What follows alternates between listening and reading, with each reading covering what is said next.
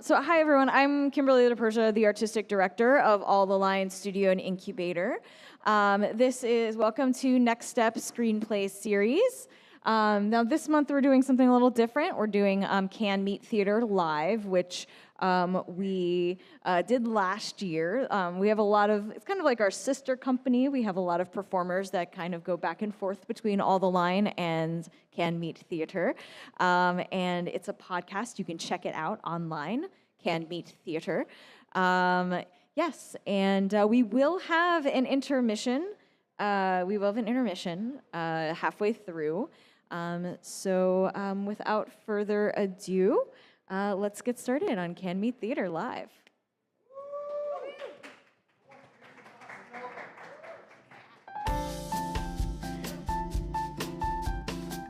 Good evening, and welcome to Can Meet Theater.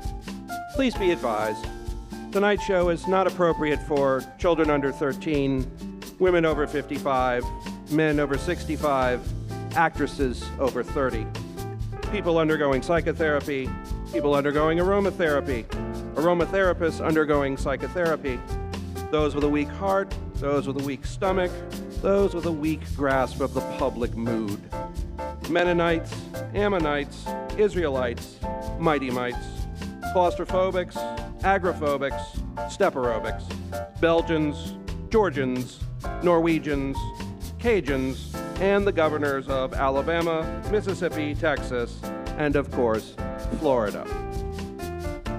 Enjoy the show.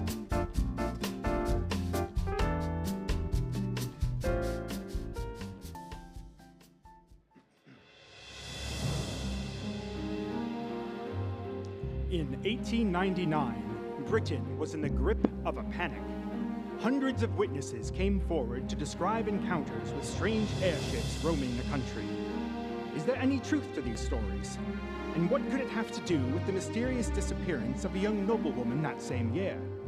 New evidence recently uncovered from beneath a public toilet in Glasgow could at last shed light on the mystery. A diary, purportedly to be that of Lady Evelyn Ramsbottom, who disappeared from her family's estate in the spring of 1899, tells an amazing tale that could forever change the way we look at history.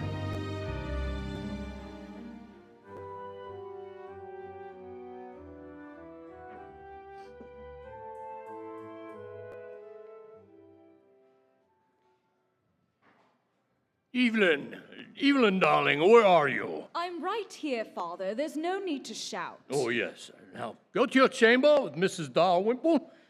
You must get ready for tonight's ball. Must I?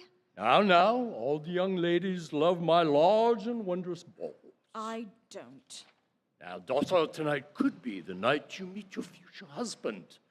Someone handsome and worthy, just like in Miss Austen's books. Jane Austen is a twat.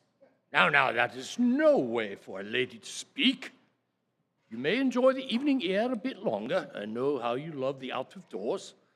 But then it's up to Mrs. Dalrymple and into your ball gown, you understand?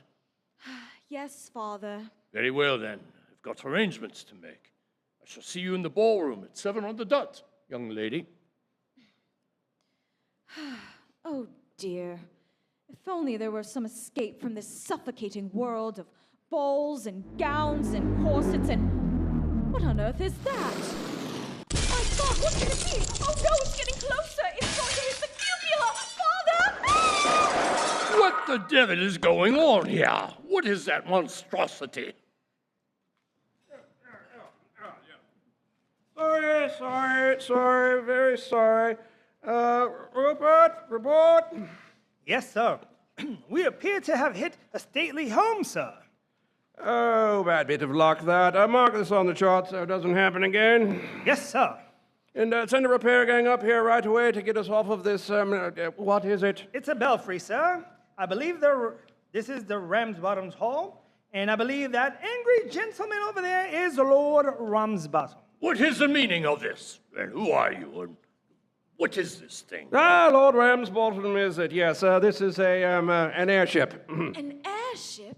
Yes, very cutting-edge technology, very hush-hush at the moment. Can't really say more. Just like Jules Verne. What are you doing in this airship? Traveling to far-off lands, I'll wager, after all sorts of adventure. Oh, yes, something like that. Like I said, can't say more. National security, defense of the realm, and all that. Oh, look at all this damage. I'm supposed to host a ball here in a few hours. Oh, not to worry, old man. Her Majesty's government will pay for it. Just send the bill to the Home Office and don't mention my name if you can help it. Rupert, are we clear of the what's it? The belfry, sir. Yes. What is your name again? Ah, yes, didn't say. For the best, really. Rupert, start engines, full reverse. Wait, come back here. Good Lord, what a strange turn of events. Are you all right, Evelyn? Evelyn! Oh dear, where has that girl gone off to?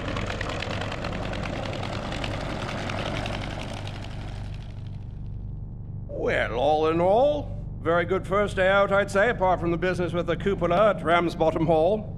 You mean the belfry, sir? It's more of a cupola now that I think about it. Perhaps, sir. Well then, I'm off to wax my moustache, and that will take quite a while. The corner's yours, Rupert. Yes, sir.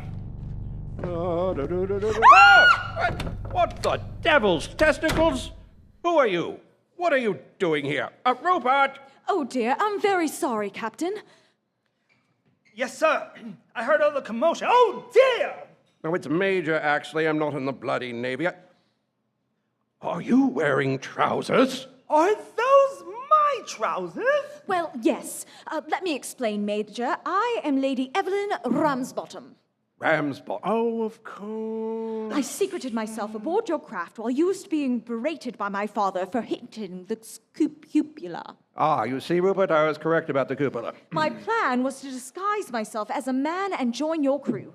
In doing so, I hope to escape the tyranny of my father's balls. I beg your pardon? My father is known across the land for his large and elaborately decorated balls. His only wish is to attract the wealthiest and most eligible young men so he can marry me off and increase his own status in society. Sounds terrible. It is. You see, I fancy myself a modern woman. I do not wish to be defined by who my husband is. I want to be known for my own accomplishments and to have adventures in this world just like a man would. Oh, I know it's hard for you to understand, but if you'd had balls thrust upon you ever since you achieved young womanhood, you would see my plight. You're right. I wouldn't understand. Well, this is all highly irregular. First of all, let me properly introduce ourselves. I am Major Alcock Brown. I am known as the Major. This is my man, Rupert. At your service. Now, my lady, while I myself am very progressive on these issues, it is nonetheless highly inappropriate for someone to stow away aboard a top-secret airship on Her Majesty's business and engage in cross-dressing just to avoid some tedious social engagements. Rupert, turn us around, make for Ramsbottom Hall at slightly more altitude this time. Oh, please, Major. I could be of great benefit to you and your ship. Really? I can't see how. I can cook. Well, there's no need. Rupert here is an accomplished chef. I can sew quite well. Well, Rupert is as fine a tailor as any. I could clean. Rupert keeps this ship tidier than nuns' knickers. I'm sorry, Lady Evan, but you see, any use I might have for a woman, I can rely on Rupert. I see. I suppose the fact that I can speak 6 languages and am an expert at celestial navigation is of no interest then. Are you serious? I have a lot of time on my hands between balls. Well, sir, we're rather lacking in the navigation department, hence the cupola incident. Yes. And it may be a good idea to keep her close by, seeing that she could give away our mission. Indeed. Lady Evelyn, is one of the languages you speak Dutch? Why, yes.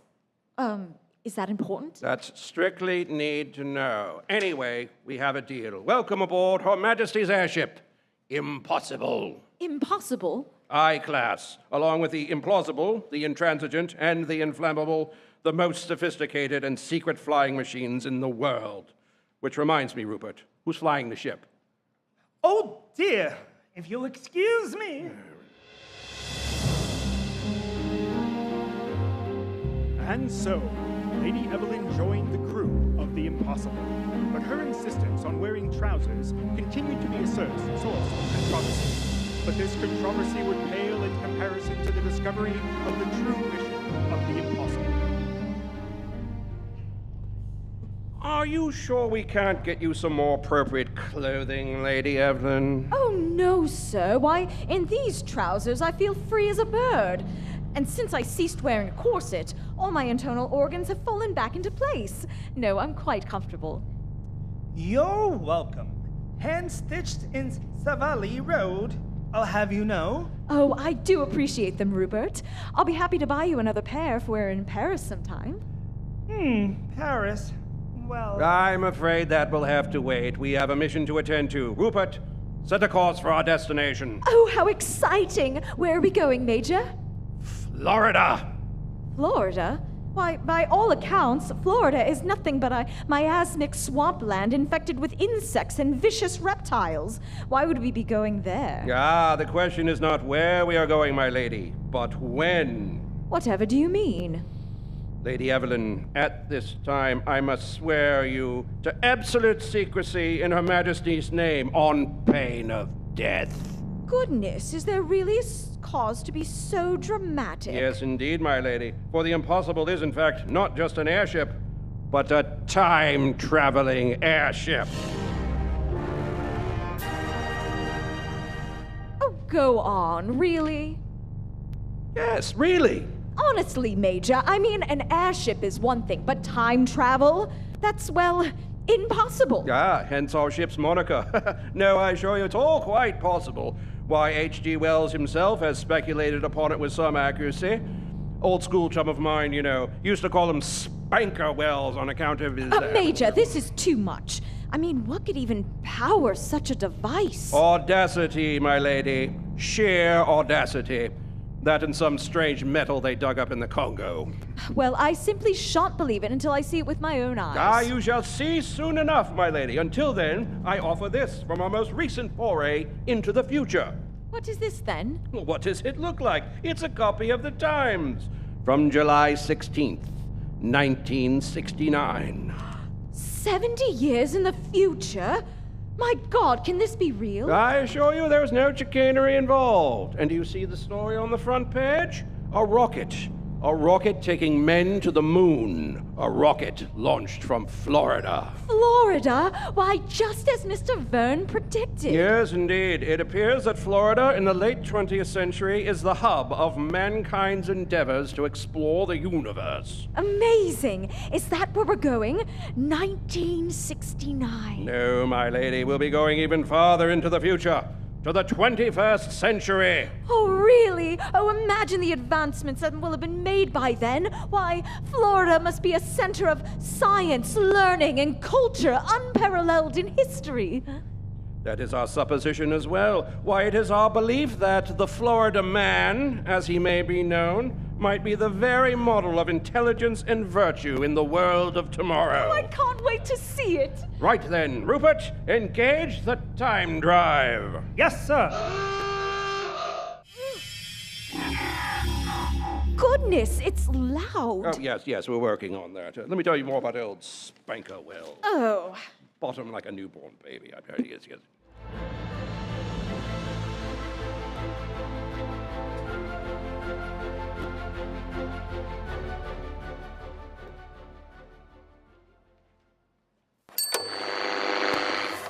The vast majority of this material is too obscene to show. Graphically illustrated, it looks like this.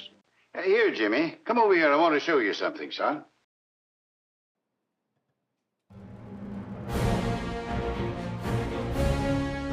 And now, from CMT Comics, The Neighborhood Watch, with Blue Suede and Lasso Girl in A Hero's Day Off.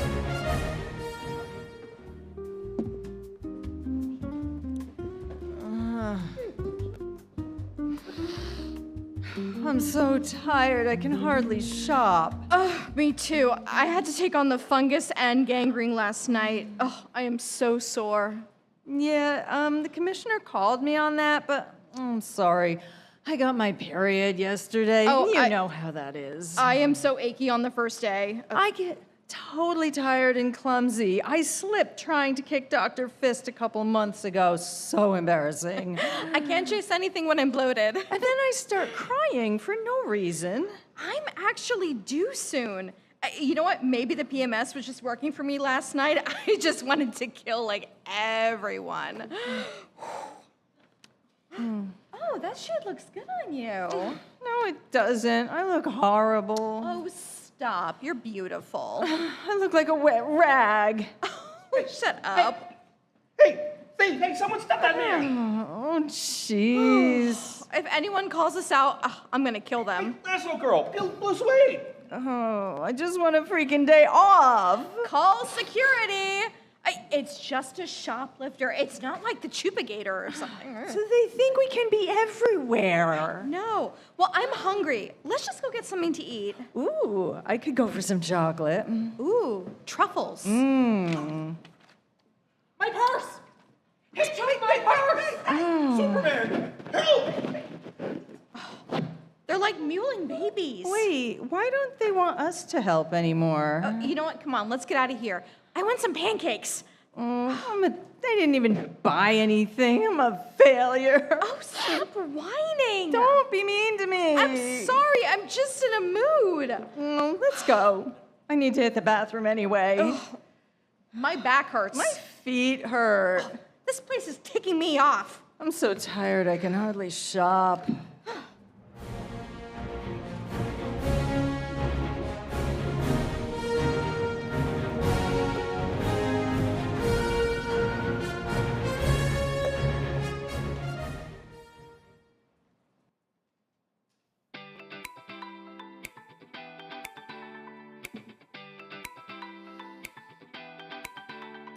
Are your shelves disheveled, cabinets cluttered, storage space out of space?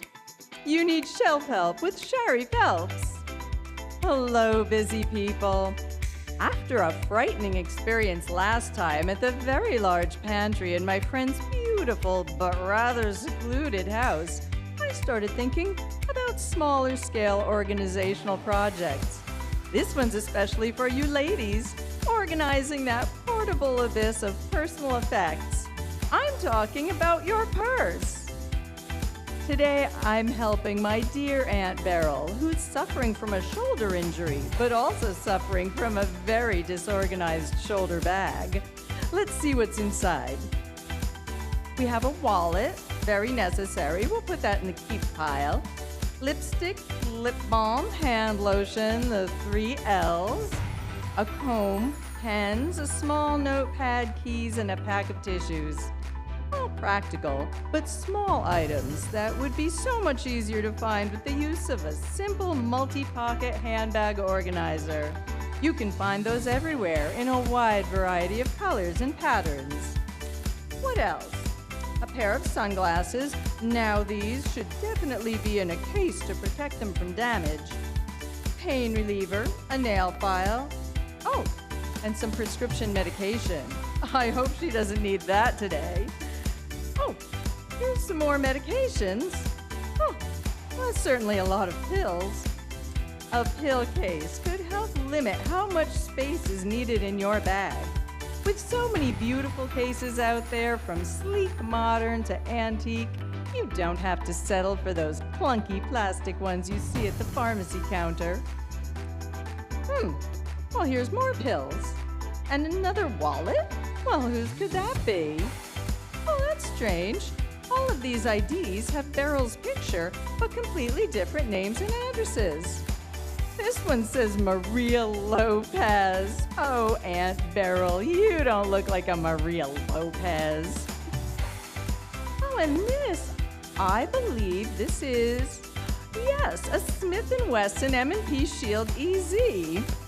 A smart choice of handgun for an older person who might want something a little easier to handle, but not a great choice to have rolling around your vintage Coach bag.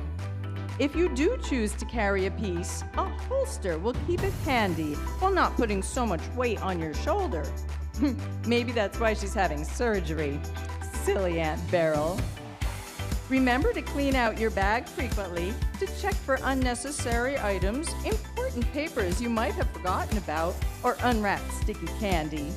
Keep your smaller necessities neatly tucked into the pockets of a handbag insert, and you'll be able to find everything, even your keys, in a jiffy. Oh, my goodness! Oh, it seems I've grazed my leg. Well, it seems I'm off to the hospital too now. Thanks for tuning in. And remember, an organized space is a happier place.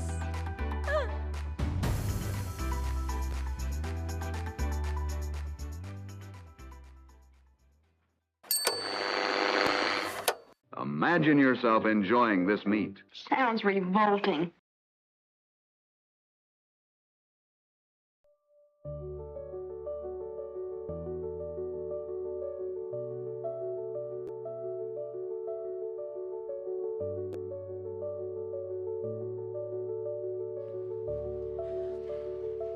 Hello, and welcome to Better Mental Health Today.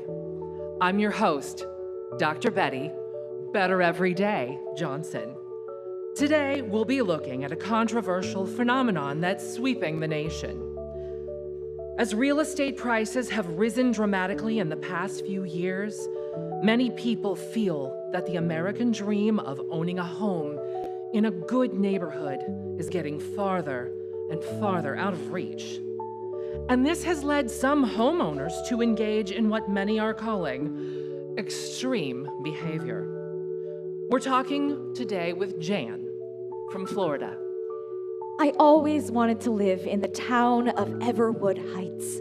When I was a kid, I was always jealous of my friends who lived there. I always dreamed someday I'd be able to afford a house there. And the really sad thing is, I could have before 2020. But when I was finally ready to buy, there was no way I could afford it. For most, it simply would have been a disappointment, something to just move on from. But for Jan, it was more than that. So I settled for moving into Hi-Ho Estates, which is right near Everwood Heights, but it's in an unincorporated area. The thing is, it's the same zip code.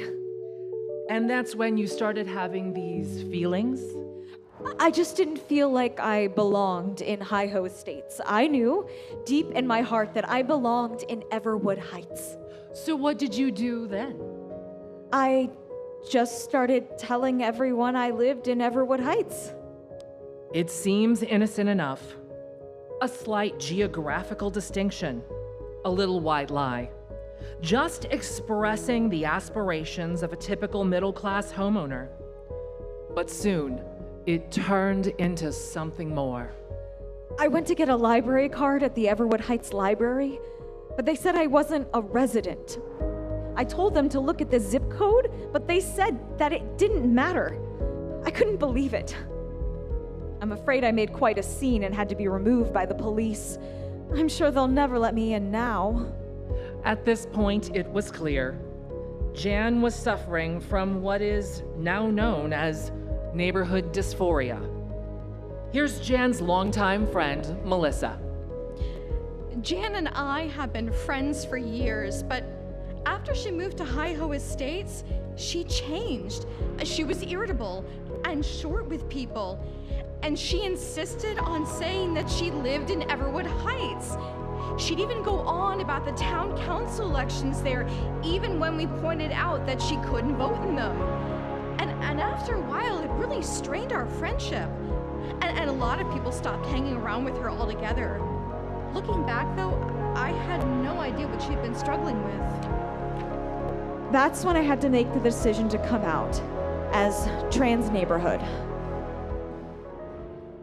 Jan's decision to come out and join the trans neighborhood community would be one that would have a tremendous impact on her life and the lives of those around her. It wasn't easy for my family to accept. There's a lot of strong emotions around this. But I'm grateful that my family has chosen to support me. My mom says I will always be their child, no matter what HOA I belong to. Not everyone is that fortunate. I still think it's pretty weird. But you know, Jan is my friend, and I want to support her. And the hate that she gets from some people is just terrible.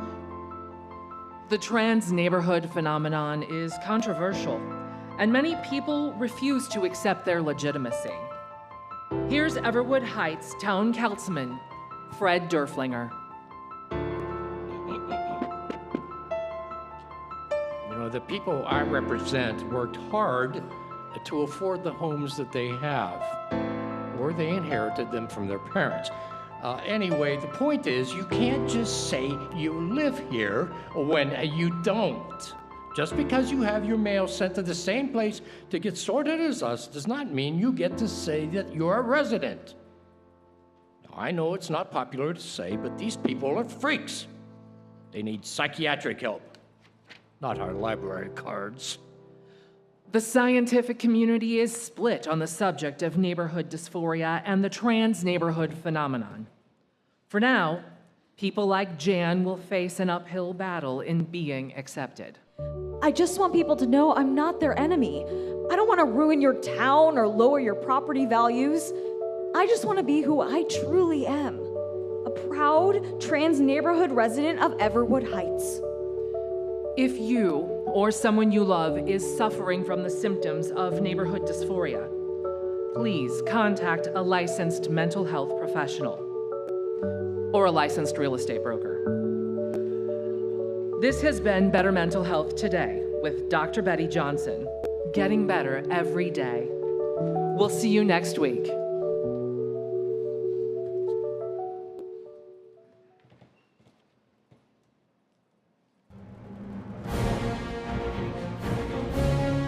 And now, CMT Comics presents The Adventures of Captain Cosmos and Astro Boy!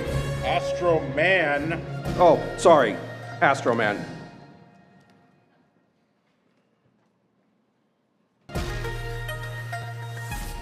The evil mad scientist, Dr. Albert Perel, has been captured after doing battle with Astro Man, New York City's only second-generation superhero. Son of the legendary Captain Cosmos, Astro Man began his career as the captain's lovable sidekick, Astro Boy. Hey, Dad. You're late. Sorry, traffic. You can fly.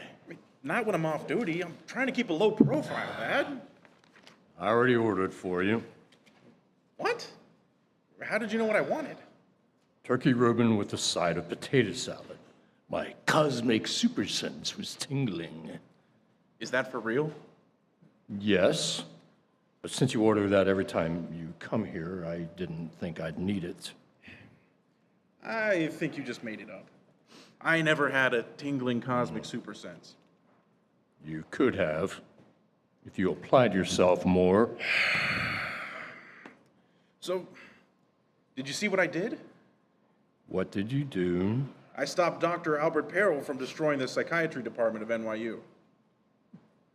Oh, yeah. Saw that in the Post here.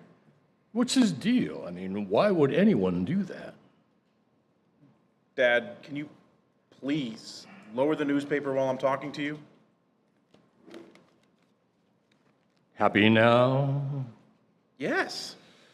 So why would anyone want to destroy the psychology department at NYU?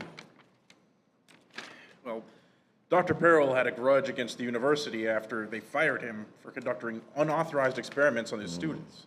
Ooh, that sounds diabolical. What were those experiments? Well, he wanted to implant AI into living human subjects, creating a hybrid biodigital brain. Amazing! Was this so they would become bioengineered killing machines? Well, no. Dr. Perel's brother suffered from brain damage. He thought the AI could cure the problem. And that's a bad thing. How? Well, he was performing the experiments on college kids without their knowledge. Okay, fair point, but still. What? Well, you know, in my day, a mad scientist would use science. I mean, real science. Death rays, mutant monsters, robot armies, you name it. They'd try to destroy the world unapologetically just because they hated humanity. Or they were communists. And in your granddad's day, they were Nazis, too. So? So there's always a sob story these days with these guys. I mean, a tragic background shtick, like they're contestants on The Voice. The poor schmuck just wanted to make people's lives better. So he crosses the line with a few experiments. Big whoop. I bet he's just pissed off because he lost a sweet teaching job. So, how's that different from the guy that we took down years ago? What's his name? Dr. Murder? Yeah, what about him? His name was Dr. Murder. He wanted to destroy humanity so he and his doll Trisha Tessmacher could repopulate the world in his and her image. Total megalomaniac. Of course, a world full of Trisha Tessmachers. Superheroes had real dolls back then. Well, Dad, we've moved on, Women can be supervillains now, too. Look at crazy single cat lady or redneck junkie mama. How is your mother, anyway? Oh, nice segue. She's fine. I'll see her tomorrow. She's still marrying that guy? What's he called? Bob? Yes. Have you met him? Yes. Several times. He seems like a nice guy. What's he do again? He's retired. Used to be a dentist in Queens. Ooh, Mr. Excitement. All right, don't. I could get remarried too if I wanted to. I realize that, Dad. Okay, I've got a turkey Reuben. With a side of potato salad, that's mine. And a Captain Cosmo super sub. Right here, thanks. Can I get you anything else? Hey, wait! Aren't you Captain Cosmos? Sure am, sweetheart. Let's just keep that between us. Oh my God, my mom loves you. You actually saved her life when that giant dung beetle attacked the subway. I remember it well. All in the day's work, my dear. And you're Astro Boy. Well, Astro Man, actually. Hey, why don't I get your lunches comped? It's the least I can do. Actually... What a sweet thing to do. Well, thank you, dear. You're welcome. Anything else for you? Yeah, actually, I'd like a cup of Earl Grey tea, please. Oh, God. And you, sir? I'll have another cup of coffee. Black. You got it. You got it, Captain. Don't you think that was a little unethical? And what's your problem with tea, anyway? What's wrong with accepting a little gratitude now and then? Yeah, forget it. And it's just not right for a red-blooded American male, especially a superhero, to drink tea. Coffee isn't even technically American. Sure it is. The Indians invented it. You mean Native Americans, and I don't think that's true. And it's a little egotistical to get the sandwich that you're named after. You're just jealous. When they name a sandwich after you, then you can throw stones. You know what? Fine. I do not feel like arguing with you. Bullshit. You live to argue with me. I do not live to... Okay. I see what you're doing there. What am I doing there? Really? Tune in next week for more adventures of Captain Cosmos and Astro Boy! Astro Man, damn it! Sorry. Astro Man.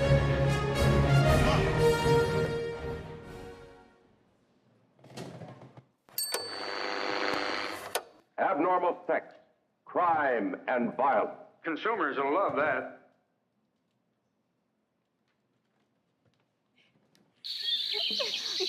Did you see him in this? Oh my God, he was he was looking right at me in my general direction. It was really good. It was really nice. Attention!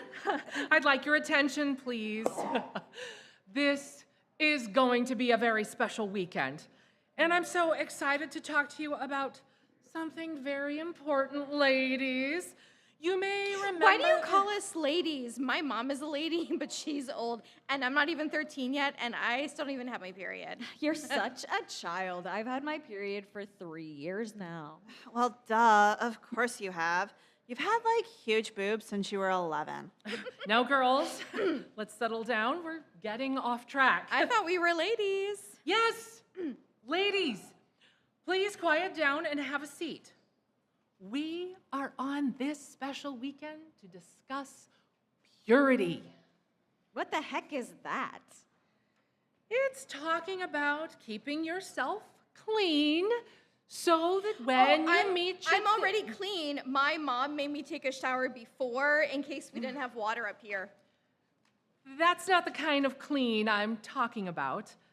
I'm referring to keeping yourself clean for your future.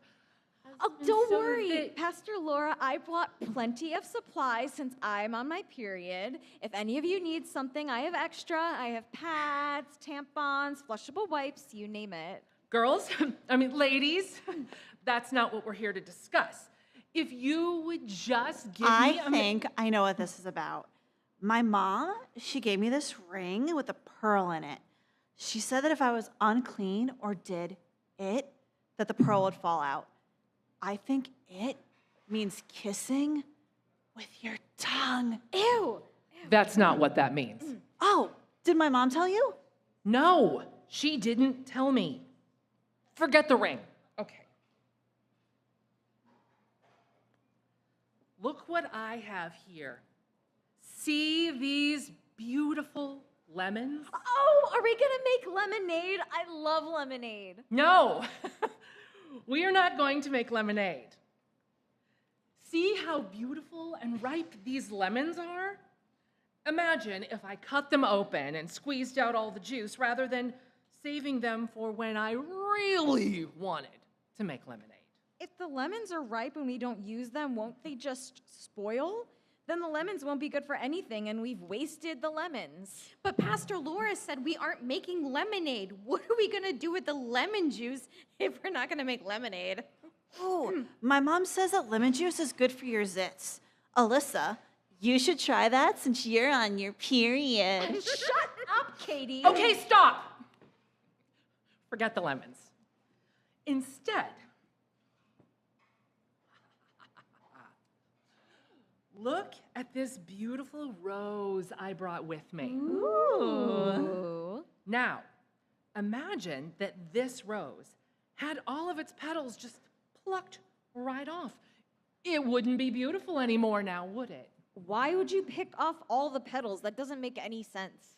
Ooh, we could mix it that. We could pick some of the rose petals off and mix it with the lemon juice and use it as astringent on our faces. Spa party! We're not gonna make astringent. I'm saying that if we took off all the petals, it wouldn't be a beautiful rose anymore. But could you just pull one petal off? I mean, losing one petal would still make the rose pretty. I think you could even pull off like 10 petals and it would still be really pretty. Probably even 20. I mean, Pastor Laura, can we pull the petals off the rose and see how many we can take off before the rose isn't pretty anymore? Taking off one petal just one time might be kind of fun. And who would ever know? Oh my God, no! We're not doing that. I am trying to talk to you about something very important, and you girls are not making it very easy. I thought we were ladies. No, you're not ladies. Ladies wouldn't make this so difficult. Well, why don't you just say it then? Sex! I'm trying to talk to you about sex and why you're not supposed to do it before you get married, and why waiting is important, and why it's a special gift between you and your husband, and doing it before you are married ruins the gift. Ah! Any questions? Pastor Laura, are you married? No. I'm waiting for the right one. How old are you?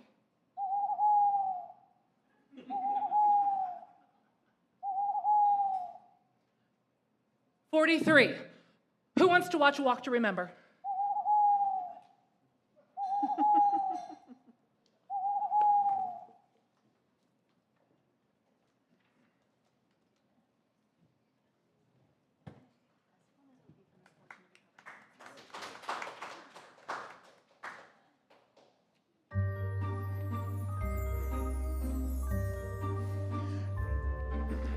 And now, the all-seeing, all-knowing, all-feeling, and acquitted on all charges by a grand jury, please welcome your soft-spoken ventriloquist, Miss Fortune. Hello, my darlings, and welcome back to your monthly horoscope with Miss Fortune. This month, it's time to look at our bounties and be thankful for all that we have.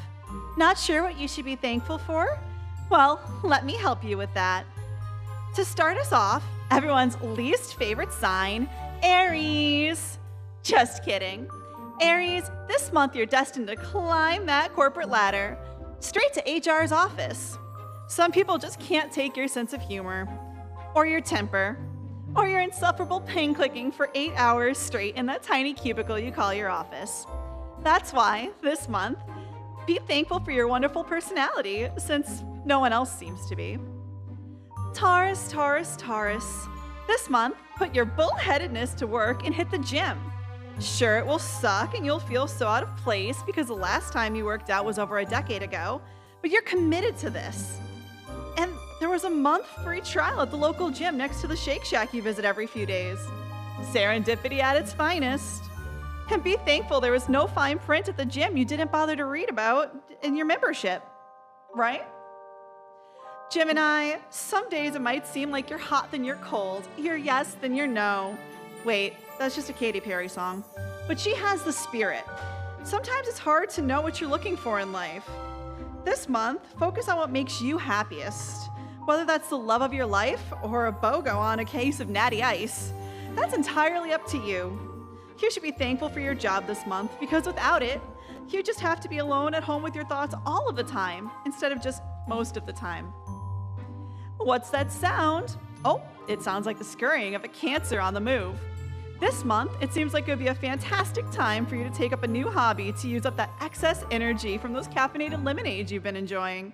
That totally isn't your heart about to stop. You just have so much going on that you need to unleash.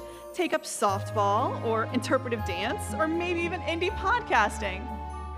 On second thought, that one would probably be a waste of time. This month, you should be thankful for those caffeinated lemonades. Keep drinking twice the daily FDA recommendation of caffeine. Surely no harm can come of this. Oh, this month you'll be roaring with laughter, Leo. The good times feel like they'll never end.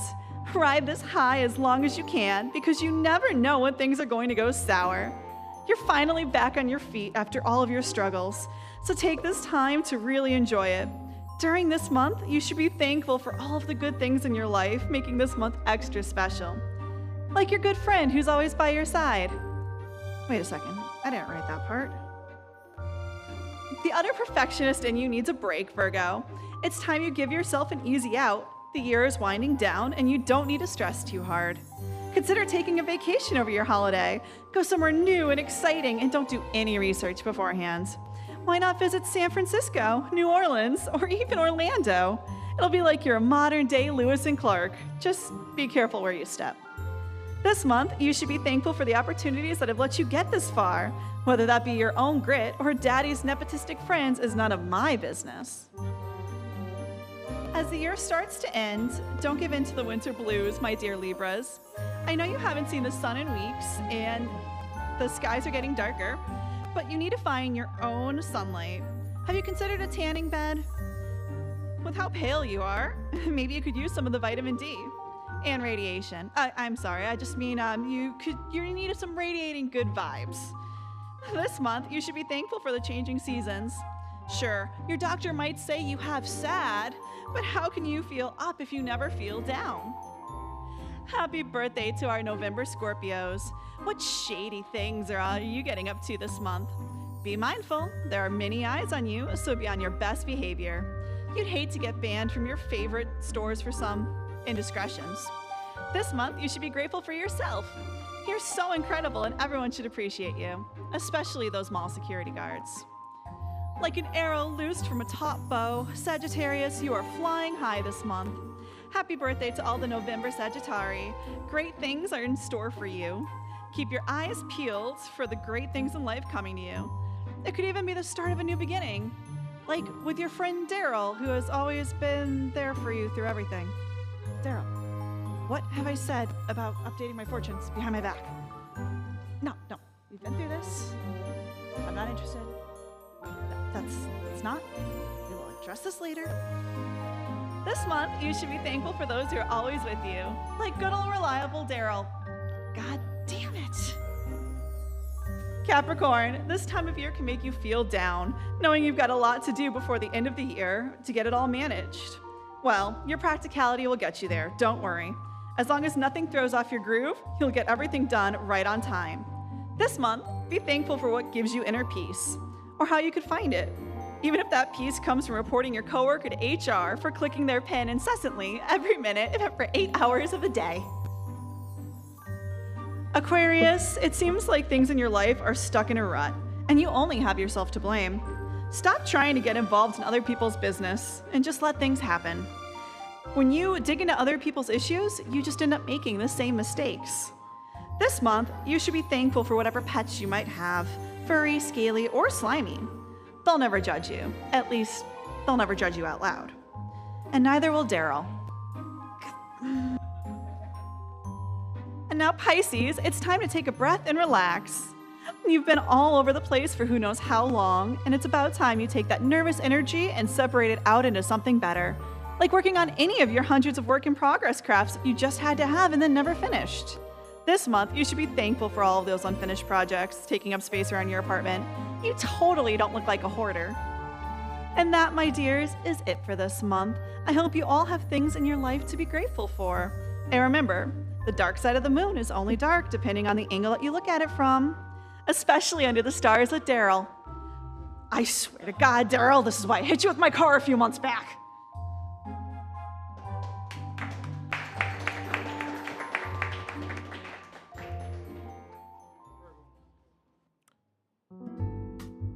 We hope you're enjoying the show, but if you're not, this is probably a good time to slip out without causing too much of a scene, because we'll be taking a 10-minute intermission now.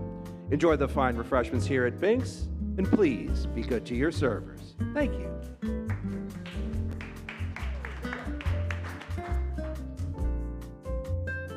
All right, everyone, we are going to get, well, wait, we are missing Michael Lewis, so for our sound. But we're going to get started in just a minute. Very cool. We will be doing a Q&A after this next act for everything. Also, just a note, so this is, so we've done 2 years at Bynx, 2 whole years, and this actually, this is going to be our final performance for the year. Yeah, so we're going to be retooling the show and looking to revamp it into a new format. So 2026, keep your eye out. We'll be having a new format for Next Step Screenplay series, but just want to thank all of you for coming out and being a part of this. It has been an incredible, incredible experience with everyone here, and thank you to Bynx. And without further ado, let's start Act 2 of Can Meet Theater. Good evening, everyone. How you doing? Woo! Yeah, make a little noise. It's okay. We want to have some reaction out of the audience. That's fine. Or not. Anyway, my name is Doug McDowell, and I am one of the producers, and I am the director of Can Meet Theater Live. Our next sketch is one that I always have to do a little intro. This is a recurring sketch that we do on Can Meet Theater called The Bureaucrat. It was created by Wayne Cothran, who is sitting over there. Very politely, with his clothes on, as I told him. It's a long story. The Bureaucrat was inspired by my life as a public servant for local governments all around the state of Florida, in particular, a certain beach town in Northeast Florida that Wayne and I used to reside in together, where we met. So basically everything in The Bureaucrat is truth adjacent, and the stranger it seems, usually the more it's based on reality. So without further ado, we present a mashup of several of our episodes of The Bureaucrat. Take it away, Maestro.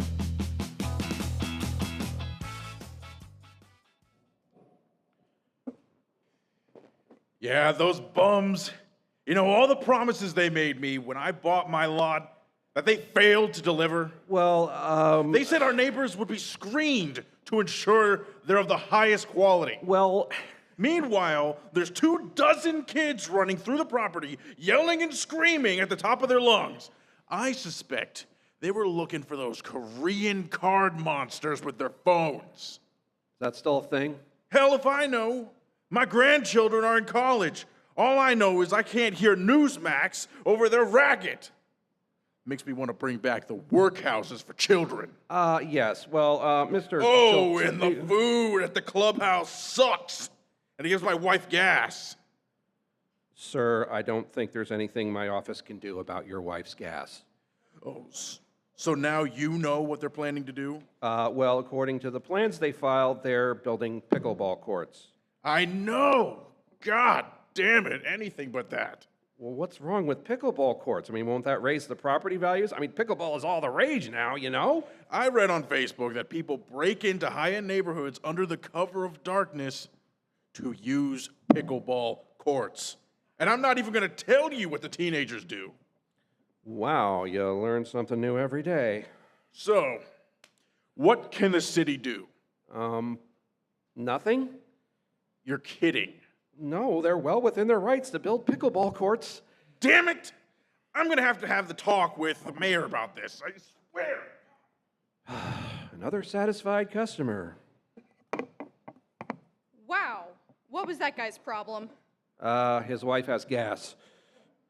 Huh. Anyway, I have some good news for you, Art. There's a first time for everything. The mayor wants you to come with him to the Florida Mayor's Convention. Oh, shit. What did I do to deserve this? Oh, come on, Art. Conventions can be fun. It's happening in Orlando. Yeah, Orlando is not the fun tourist destination the mainstream media makes it out to be. Trust me.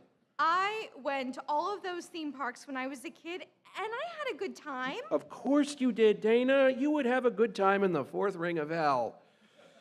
That's true. After all, I work here with you. Point taken. What happened to you to make you hate the happiest place on earth? I don't want to talk about it. Did Mickey not want to take a picture with little Art? He wasn't even there. In fact, the only reason I would ever go back in that park is to have my picture taken with one of the characters. I don't even care which one it is. You know, there's a guy in my building with a Mickey Mouse suit. Does he work for Disney? No. Stay away from that guy. Besides, I want to get my picture taken with Mickey in his natural habitat. Okay, well, there was something else I came in here for. Art! Oh, yeah, Sandy from the EPD was looking for you. Oh, shit. Oh, not today, Dana. I'm not here. I'm out, I'm doing a trash cleanup off the 138. Art, we need to talk.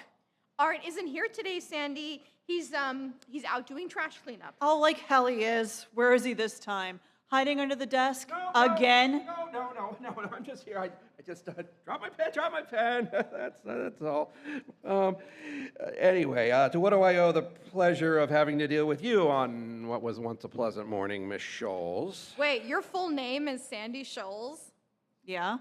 Isn't it weird that you work in environmental protection and your name is Sandy Scholes? It's just nominative determinism. You know, your name sets you up for your career. Like how Dr. Seymour Cutts is that world-famous surgeon. Or Guy Ryder is the president of that gay biker club. Or so I hear. Huh. Well, how about Mr. Dickinson down the hallway? Anyways, Art, what is this nonsense I'm hearing that the green space plan has been canceled, and now that space is going to become an axe-throwing roller rink craft meadery?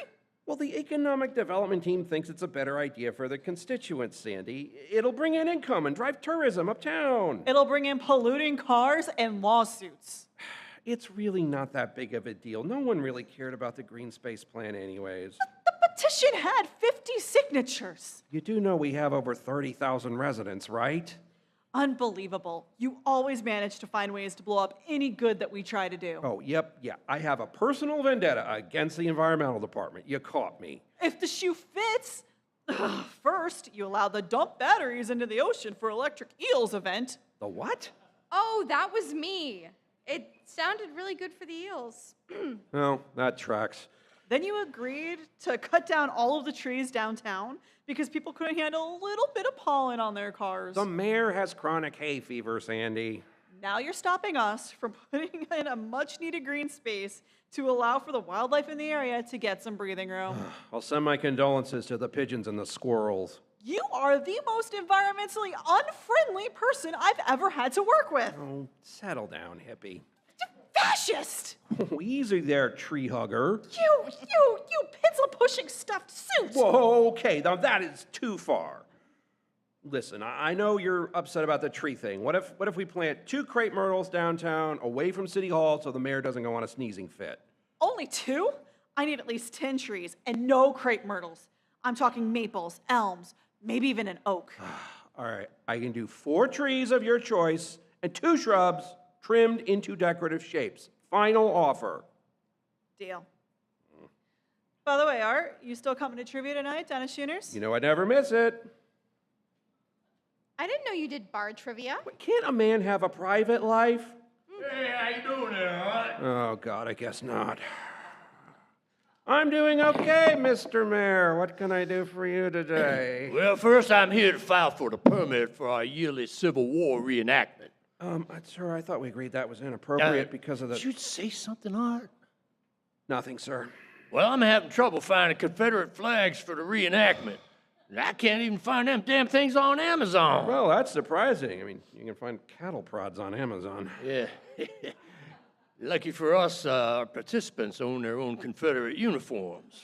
That's more than a little disturbing. I wish you'd speak up, son. I was saying that I'll call around to some other cities. Maybe they haven't thrown all their flags away yet or burned them. Is it worth pointing out that nothing actually happened here during the Civil War? Nope. Yeah, one more thing. There's going to be a Florida Mayor's Conference in Orlando, and I want you to be my aide de camp. Are you sure you want me for this, sir? Who else would I want else to come with me? What about Mrs. Mayor? Well, my little Magnolia don't like going to these things. Well, what about your new, assistant? Chloe? Chloe has an important test this week for her entrepreneurs class. She's learned how to make money using Instagram. Yeah, I'll bet. You know, going to something like this could really help your career. I don't want to be a politician, sir. Well, hell, I know that, boy, but you do want one of them 6-figure consultant firm jobs, don't you? Well, hey, look, you come with me to that conference, and I'll make sure you meet the right people. Yeah, fine. I'm in. Yeah, good man. Oh, God, this will not end well.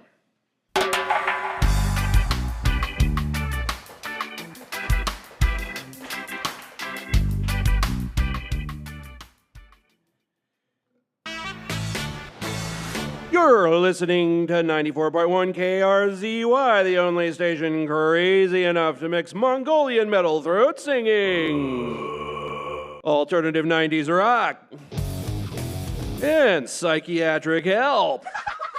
All together before 10 a.m.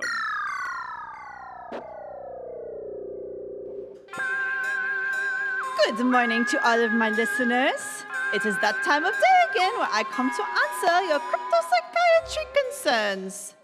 You may have heard of a cryptozoologist. These researchers ask, what does this creature do? Well, how does this creature exist? What does it eat? Where does it live? But me? No. I am a cryptopsychiatrist.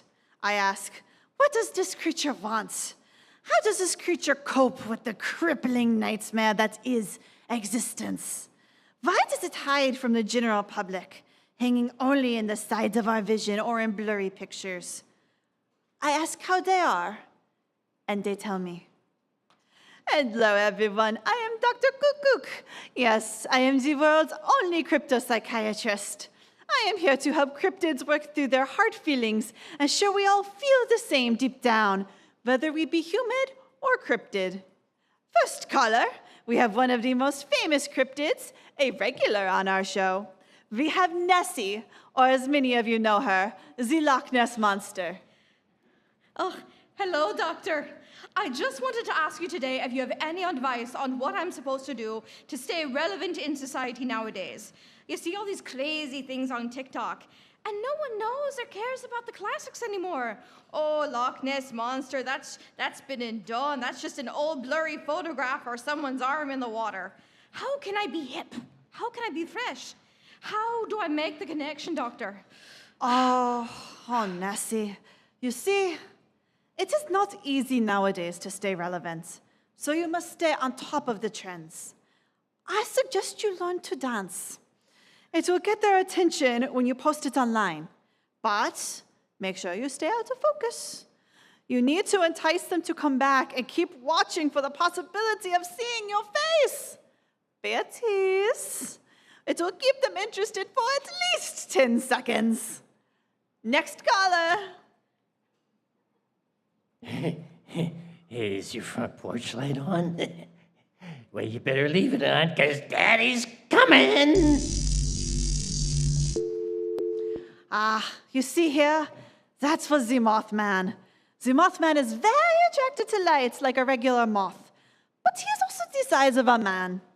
This attraction he has with the light is toxic. And it sadly appears he has relapsed again to his carnal desires. We will need to set up a private session later, which is very expensive. Next caller. Hi, Doc. It's Bigfoot. Just wondering, I feel like I'm lost and can't find any tracks. It's always, oh, look, it's Bigfoot or Sasquatch. No one ever asks me who I really am. By the way, my name is Robert. My dream was to be a famous tap dancer. I was born in Plano, Texas, but now I just wandered through the woods aimlessly. How do I get people to truly see me? Oh, you know what they say. You have to walk a mile in someone else's big feet. They try talking to campers when they first arrive.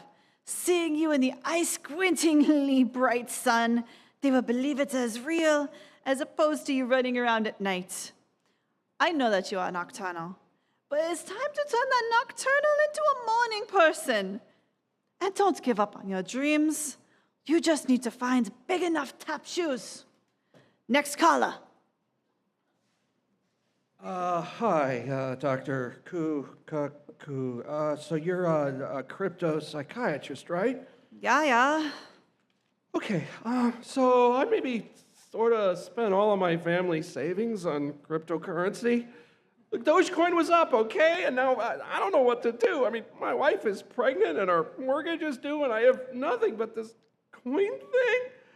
I don't know how I can talk to her about this. I really thought it was going to the moon, and now I'm here with this fake money that is worthless. She won't ever forgive me for this. How do I save my marriage? Crank callers, I swear. You see, I am a crypto psychiatrist. I work on real things. But what you are talking about is fairy tale nonsense. It's just Santa Claus and Tooth Fairy Puppycock. There is no such thing as fake money. What you need, sir, is a make-believe psychiatrist for the big woohoo crazies, not a well-respected crypto psychiatrist. That is all we have for our show this time. Up next, we have another hour of Mongolian metal throat singing following these commercials. After, the newest hits from Imagine Dragons. Tune in next time for more cryptids in need of my advice.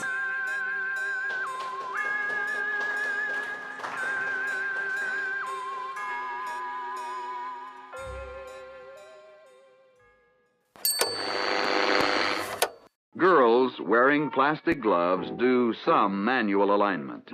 No, Joan, don't do that.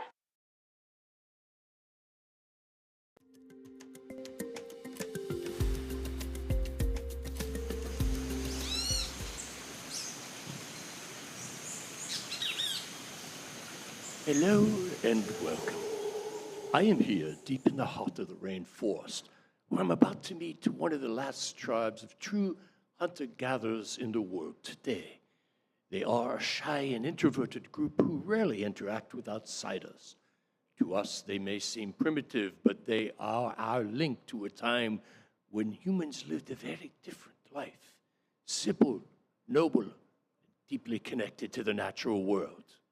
We'll be meeting them just over that ridge.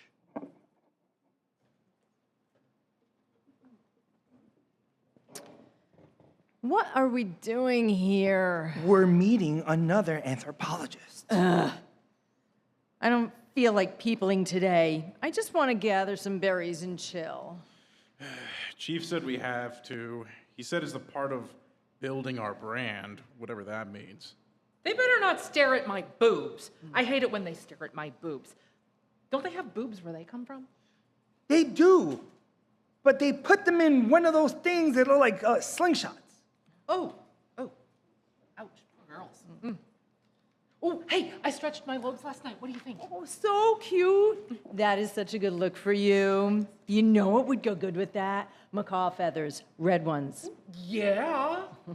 I wish they'd hurry up. I got some hunting to do.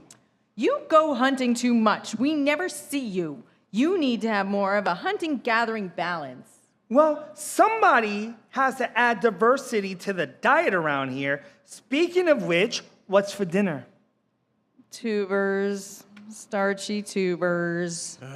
Again? Well, don't complain to me. Go out there and hunt something. It's not that simple. Maybe I can grab a couple of howler monkeys if it's not too late. Ew, no. I can't do monkey. It's too creepy. Those little hands and that face. So what do you want? Something without hands or a cute face. Ooh, a crocodile. Crocodile? Are you serious? Let me explain. I'd rather hunt for things that aren't likely to eat me first. Has anyone ever had crocodile? What's it taste like? Monkey. Meh. Is that what you're wearing? What? You know, the dick thingy. It's not a dick thingy, okay? And it's very important, and it's part of our identity, and it's practical. How is putting a gourd on your dick practical? Well, if you ever took more than 2 steps outside of the campsite, you'd know how dangerous this forest can be. Every man knows you don't walk around dangling a snack in front of you. There's fish in the river that'll bite it clean off. No way. Yep, and that's what happened to Shorty. Really? Why do you think they call him Shorty? Oh. Oh no, is it going to rain? I just did my hair and my face paint. It's rainy season, and we live in the rain forest. Ugh, why do we live here anyway? Hey, here it comes, over the ridge. Okay, look friendly and noble and deeply connected to nature. Hi.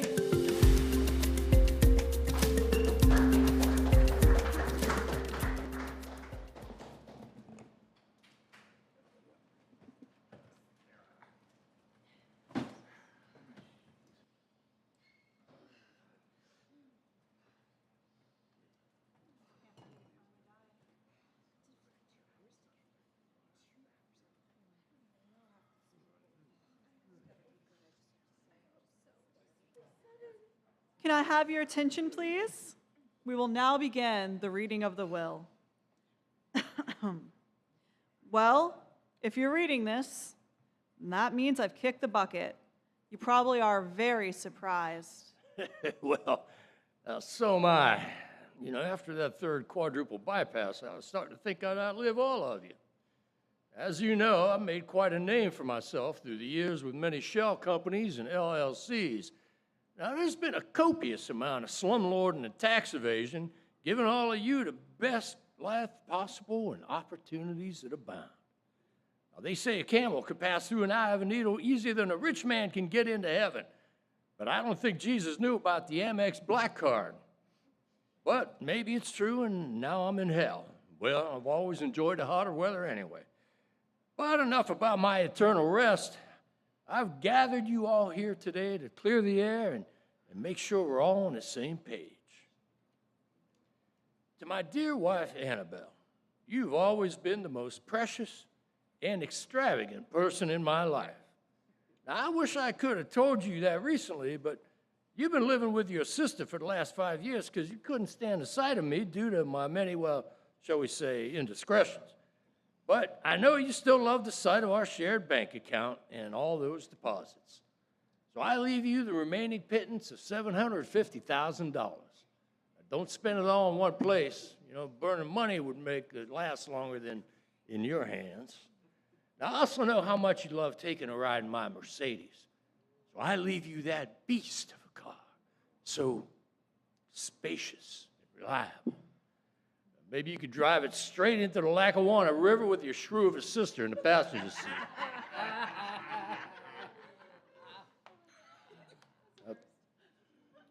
To my eldest, my sweet Natalie, you've always been a daddy's girl, fixing and cooking my books from when you first started ninth grade algebra. I leave you the modest 7-bedroom, 4-bath family homestead where you know the code to the safe in my office. You know what to burn and what to keep. Now remember Daddy's #1 rule, don't let anyone in without a warrant. And don't ever dig in the northwest corner of the property under the azalea bushes. To my middle child, Tony Jr., you've always been a steadfast child, loyal, keep your head down, eager to please me and do anything I ever could have wanted. Your lack of ambition makes me sick, boy. I leave you my collection of self-help books. Maybe this will help you find a direction in life other than downwind of me. Yeah, to my youngest son, Peter, you're a chip off the old block. I know all about your extramarital affairs. I leave your trust and inheritance of $2 million to be split among all your many, many bastard children. I also leave you my remaining supply of condoms. To my daughter-in-law, Isabella, I leave you evidence of all your husband's misadventures in this envelope. I also leave you this lawyer reading my will on retainer. He's quite a shark. To my brother Augustus, I've always appreciated a good drink. That's why I never leave home without one, or you either, or attend any parties without one, or go grocery shopping without one. Yeah, your flask is just as much a part of you as your eyes and your one remaining leg. Now, for you, I leave my collection of Prohibition-era liquors. Now, just do your best to not get Jake leg in your remaining one in this game of roulette. To my niece, Laurie, always the forgotten one at family gatherings. I saw you trying so hard to be accepted. Now, I know how it can feel, feeling so small and downtrodden. That's why I leave you my rental property portfolio in Scranton and Carbondale. Yes. Life may suck, but making other people's lives suck more is what keeps us all going in the end. So bleed 'em dry, kid. Cousin Jimmy, always lurking in the background, just waiting for an opportunity. I leave you all the spare change in my leather couch. I'm sure you left plenty there through the years of freeloading at my house for months at a time since you're incapable of getting and maintaining a job. I also leave you my vintage bottle cap collection, which should be worth about $5 in scrap when you inevitably try to offload it. To Elizabetta, the woman who loved me and kept me company through everything, and picked my pocket in the process. You threatened to tell my wife if I ever left you and provide all the evidence for the prenup in favor of her. Now, my dear mistress, by now you must be salivating, wondering what I could have left you to sink your $200 manicured nails into. I leave you the most dear gift of all, the memories that we made in the backseat of my Mercedes.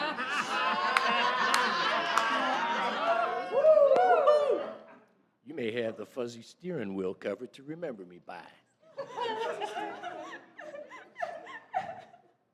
Now, with all my loved ones accounted for, I leave all my remaining properties and Swiss bank accounts to the neighbor boy, Evan. I caught him regularly scamming the neighbor kids and ducking all sorts of consequences. Now, he also knows how to keep his yap shut, and he's been holding on to something of mine for quite a while. Kid's gonna go far. With love from Balmy Hal, name and address withheld. Oh, what a joke. Woohoo! Yeah!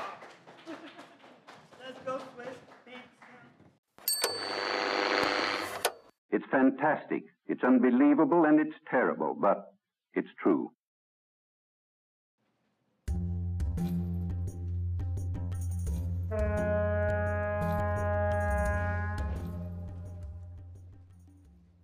Algiers, May 1948. We arrived yesterday after a midnight crossing on a tramp freighter from Marseille. There are 3 of us. Along with myself was the beguiling Frenchwoman, Coco Chocolat, and the Englishman, Archibald Heath Toffee. Coco was well known to me, a fixture in the small world of esoteric dessert seekers. I once spent a long weekend before the war in Marrakesh with her, sampling a hashish-laced baklava that caused us both to speak and act exactly like Marlene Dietrich. Although we received very favorable notices for our performance at the Casbah, we had not spoken since. Sir Archibald, or Archie, as he insisted on being called, was an unknown. He was handsome, with a posh accent and an air of world-weary sophistication. There were whispers that he had connections in the intelligence world. He had spent the past year roaming the ruins of Central Europe and claimed to have found a Linzer tort recipe that belonged to Hermann Goering. I trusted neither of them.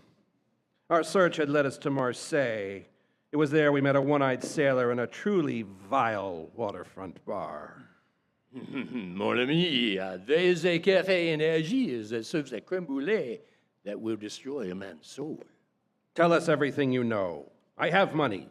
500 francs. Monsieur, do not be a fool. Take your money and go back to America.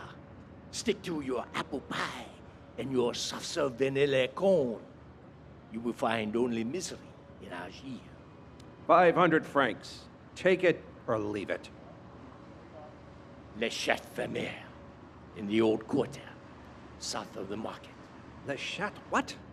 Fumeur, le chat fumeur, the smoking cat. Ask for the head waiter, a bastard named 34. Our ship leaves in 2 hours. There is no more I can do for you. God help you. And so we found ourselves in the sun-baked streets of Algiers as we searched the maze of dusty alleyways looking for Le Chat Famère. I say, old chap, what's that down there? Mon Dieu, le chat fumeur. There at the end of the alley was a small cafe. There was no sign, but standing at a podium at the entrance was a man with a lit cigarette hanging from the corner of his mouth. Next to him sat a large black cat, who also had a lit cigarette hanging from its mouth. Are you Pettifor? I am. That's amazing. How does she do that? She fetches them for me, of course. She refuses to buy her own. We're here for the creme brulee. Monsieur, you cannot make such a demand on me. We have money. It is not a question of money. I cannot in good conscience serve you this. It is beyond what any man can bear. We are not tourists, monsieur. I can assure you, gentlemen and lady are well acquainted with existentially dangerous desserts. Monsieur, I cannot. What if we ordered the lunch special? That might be acceptable. May I recommend a good Sauvignon Blanc with it? And so we had a very agreeable lunch, with a Sauvignon Blanc that was refreshing but not overwhelming with citrus and herbal notes. At last, it was time for dessert. And now, Pettifor, the creme brulee. Monsieur, I beg you to reconsider. Quit stalling, man. The brulee. Very well. Vite.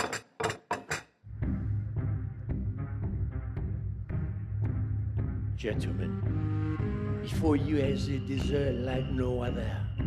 It is infused with an awareness of the futility of existence, imported directly from the left bank.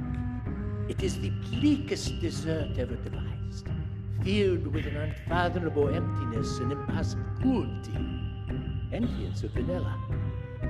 I wash my hands of this. Bon appetit. And bon appetit. I thrust my spoon down onto the glassy sugar. I heard a crack. It echoed through my head. Then everything went black.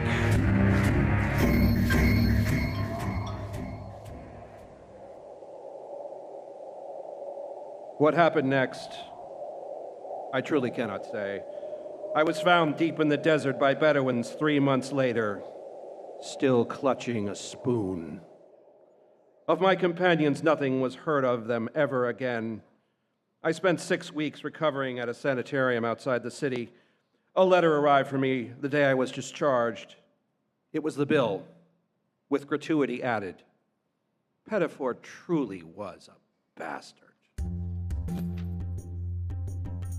I have been unable to return to the life I knew before, and those who knew and cared for me say I am not the man they knew.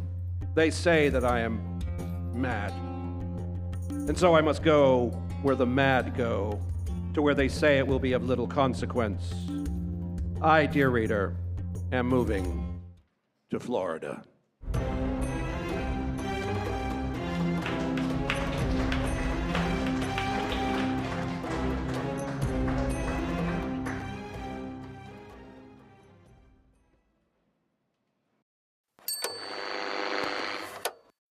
So this humblest little servant of your daily life contains not just a product, but symbolizes a more abundant life for all freedom-loving people everywhere in the world. This is the miracle of the can.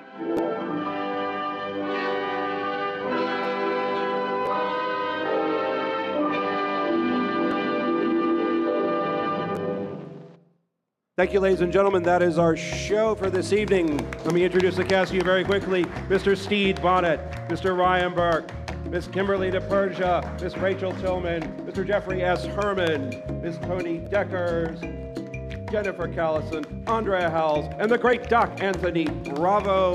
I am Doug McDowell. Thank you for coming. All right, we're going to do a Q&A, but first let's all get together for a cast photo. If I can have Mr. Jeff Rembert take a photo. All right, everybody in? All people in the back.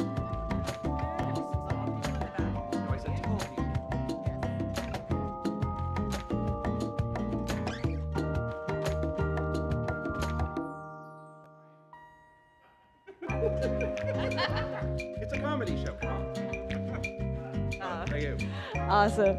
Thank you so much for coming to Next Step Screenplay series. We're going to call all our writers onto the stage and do a Q&A. So just first off, a huge thanks to Bynx for being an amazing host for us. A huge thank you to Michael F. Lewis for doing all our sound and music. Yeah. We have Tony Taylor over there manning our live stream. That's hanging on by a thread, but we got it.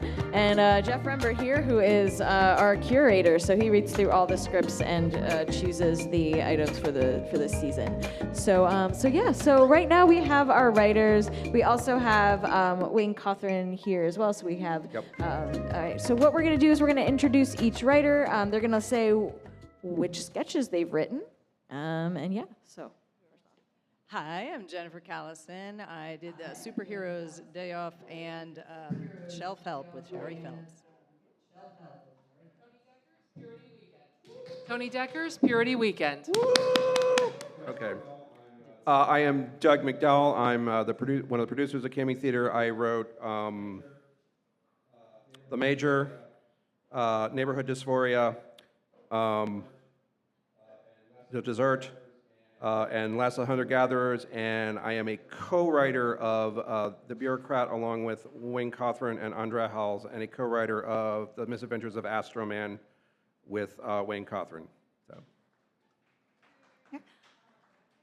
I'm Andrea Howells. I write the Misfortune bit. I also did Crypto Psychiatrist and what's the other one?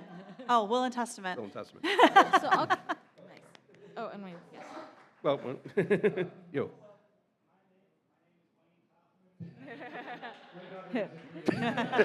Wayne Cothran is the creator of Astro Man and The Bureaucrat. Cool. So I'm going to kick it off with the first question, just for everyone to answer down the line, is what inspires you to write your pieces? You know, you all have varying different topics and things. So kind of what are some of your sources of inspiration? Life.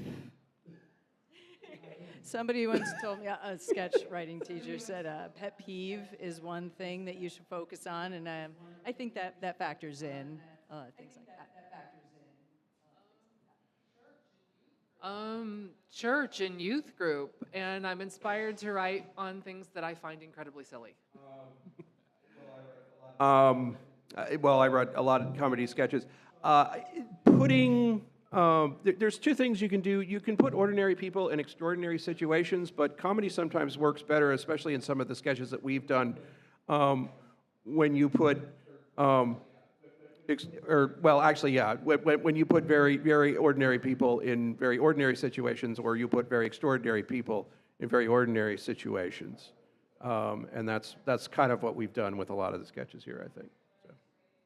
For me, usually what I end up writing starts as something that starts as like a quick pass-off joke. The Will and Testament, I was talking with Jeff at one of the writers' nights, and I'm like, have this idea of like a man reading a will, and it's like, to my wife, I leave the Mercedes. To my mistress, I leave the memories I made in the Mercedes. So just building off of like little small quips or small things that we have as like a quick one-off joke when we're all together. And I'm like, actually, let's turn that into a whole thing, and then I'll write it all in like one night and then be like, this is it. I can't do anything to it after this because I'll lose it.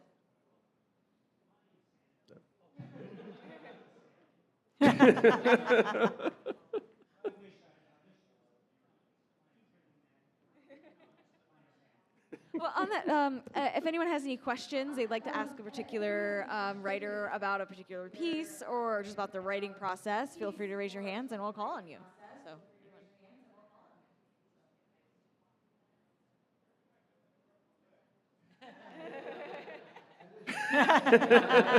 Le Chat Fumeur in the Old Quarter in Algiers.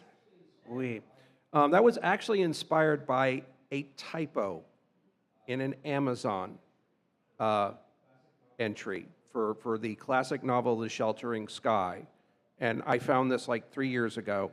And it actually said that this is a classic novel in which the characters face the unfathomable emptiness and impassive cruelty of the desert. And I went, surely that's a typo, and obviously Bezos can shoot Katy Perry into space, but he can't hire a decent proofreader. And then it just sort of rolled from there. It's just like, well, yes, well, how cruel and empty could a desert be? And we ended up with that. So, yeah. So, anything else? Anyone? I don't remember. I was just found clutching a spoon. So, no, I did read The Sheltering Sky many years ago. I don't remember a creme brulee in it. But anyway.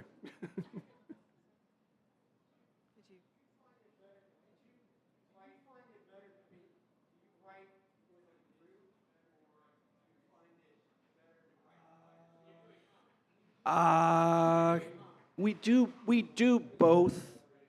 Wayne and I collaborated a lot. We were in a writers group together. He's the one. He's largely responsible for the podcast getting done, just because he was one of the people nudging me to do something like that for a long time, and he had a ton of material where he said, "Here, let's do this." At that point, we were looking more at TV scripts or YouTube videos or whatever, but we changed them into the audio style format. So sometimes I write stuff. Some of the things I wrote for this, I did write on my own, but a lot of the things like that are ongoing, like The Bureaucrat and like the superhero ones, the Astro Man and things, I kind of depend on other people to bring stuff to that to make it work and make it flow. So yeah, sometimes alone, but often with other people, and sometimes when you bring people together, you just get ideas that you never would have thought of in a million years. So yeah.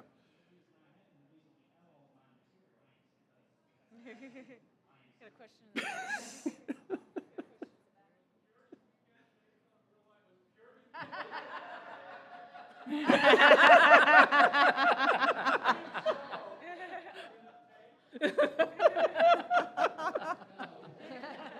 You'll never know.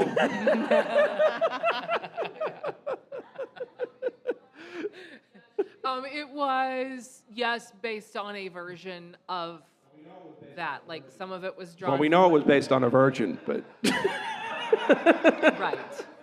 Right. It was a little bit of personal experience, and then I would start listening to what they were talking about to these girls in church, and I'm like, this is kind of bullshit. So I just decided it would be funny. I'll just say that is one of my favorite sketches that we've ever done for the podcast, and it was so fun to just see it done live with all of the act. This is the second cast that's done it. Just to see it live and just see it, it's just wonderful. It just there isn't a cuss word in it or anything, but it just takes and it just twists you, and it's just wonderful. It's just wonderful in so many ways. Oh wow. Yes, I guess so. So we're hoping, and she also wrote another wonderful sketch for us about her dogs called Three Dog Night, which you can listen to on our latest episode. And I'm hoping we get a lot more from Tony in the future because she's one. He's my stalker. Yeah. I know. It's weird. Speaking of the podcast, so for those of you that might have just stumbled in and been like, oh, well, this is what is this? So what is the Can Meet Theater podcast? Please tell us where people can find it. Yeah. What is it? Can Meet Theater is, in a nutshell, or in a can more likely, it is an original sketch comedy podcast. It contains most of what you saw here tonight are sketches that we have previously recorded, although there were a couple new ones. We are available on any and all the podcast platforms you can think of, from Apple Podcasts to Spotify to anything you can think of. We are releasing full episodes about once a month or so these days. We are going to be entering our second season. We may be mixing things up a little bit with how we do the podcast. But it is usually 30 to 40 minutes of just pure comedy gold to make your day just a little bit brighter. So wherever you like to listen to podcasts, plug in Can Meet Theater. Can't miss us. So. Well, that's so thank you all so much for coming out to Next Step Screenplay series, and a huge kudos to Can Meet Theater. So this is a really fun show. And to Michael Lewis. Yeah. Thank you. Where is Michael Lewis? He is over there. So as mentioned, this is our last show at Bynx. Yeah. We've been doing this for 2 years, which is crazy to think about. But yeah, we this started out as like a one-time screenplay reading of a screenplay that I wrote, and then we had such a great experience doing it that we decided to keep on going. And we've done so many different scripts, rom-coms, World War II dramas, zombie comedies, just like it's a TV series, shows, just a whole bunch of different things, short screenplays, lots of things Can Meet. So this is just a pause on Next Step. We're going to be looking forward to 2026 in a new format. So please stay tuned and follow All the Line Studio and Incubator for all the socials and everything. And we'll be updating you on the new evolution of Next Step, the next step of Next Step. But this has been an extremely wonderful experience. A huge thank you to Bynx and to all our creative talent that has graced our stage with their writing and acting and sound skills and all of that. So just Speaking of which, before I go, I was remiss. Please, a big hand for our sound guru and our cousin Jimmy, Mr. Michael F. Lewis. Yes. So, thank you. Couldn't do it without him. Yes. So thank you all so much for coming out. Stay tuned. We have also tons of other projects that we do for Next Step Screenplay series. For All the Line Studio and Incubator as well. So stay tuned, follow us online, and this is just a pause in Next Step. We're going to have lots of new stuff next year. So thank you all so much, and have a great night.